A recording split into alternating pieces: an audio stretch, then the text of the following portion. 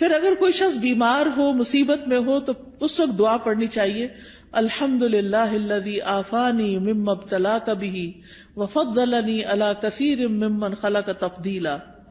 پھر اسی طرح شرکیہ کاموں سے بچنا چاہیے، یعنی کسی اونٹ کے گلے میں کوئی تانت باندھ دینا، کوئی تعویذ لٹکا دینا، آپ صلی اللہ علیہ وسلم نے ان کو کاٹنے کا حکم دیا، یہ چیزیں پروٹیکٹ نہیں کرتی، یہ شرکیہ عمل ہو جاتا ہے، اس سے بچنا چاہیے۔ کثرت سے اللہ کا ذکر کرنا چاہیے، کیونکہ ذکر جو ہے وہ ایک قلعے کی طرح ہے۔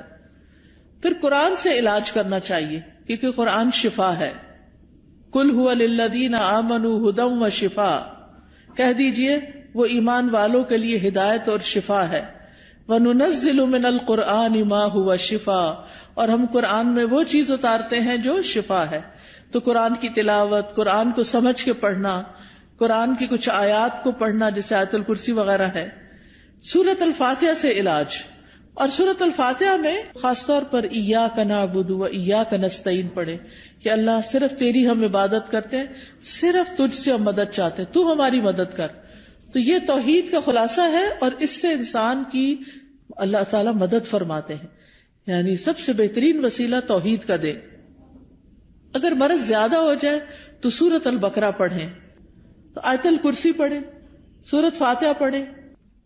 لیکن یہ جو ہم کالی مرچیں جلا کے اور ان کی دھونی دے کے اور اس طرح کے کام کرتے ہیں، یہ سنت میں کچھ ثابت نہیں ہے۔ پھر اسی طرح کوئی چیز گرے لگا کے باندھنی اور پہننی نہیں چاہیے، یہ بھی شرک میں شامل ہو جاتا ہے، یہ سحر کی ایک قسم ہوتی ہے۔ پھر اسی طرح سکینت والی آیات اور شفا والی آیات یہ سننی بھی چاہیے، اور پھر دعاؤں کے ذریعے اور دم کے ذریعے علاج کرنا چاہیے، لیکن شرکیہ دم سے بچیں۔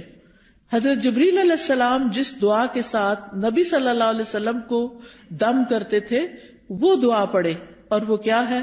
بسم اللہ ارقیک من کل شیء یؤذیک من شر کل نفس او عین حاسد اللہ یشفیک بسم اللہ ارقیک۔